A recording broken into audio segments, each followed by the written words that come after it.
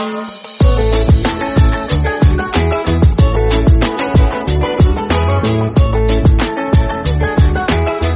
The lord. ప్రభువైన యేసుక్రీస్తు వారు ఈరోజు మనకు అందిస్తున్నటువంటి వాగ్దానం 2వ దినవృత్తాంతములు 7వ అధ్యాయం 1వ వచనం. యెహోవా తేజస్సు మందిరము నిండా నిండెను.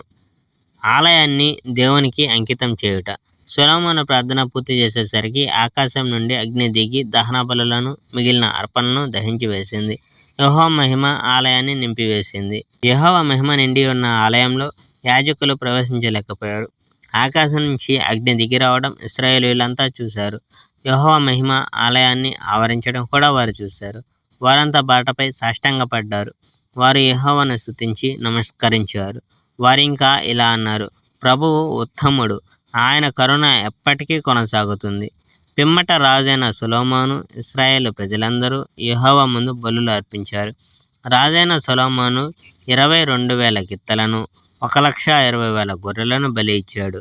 రాజు ప్రజలు అంతా కలిసి ఆలయాన్ని పవిత్రం చేశారు. అది యెహోవా ఆరాధనకై వినియోగింపబడాలి.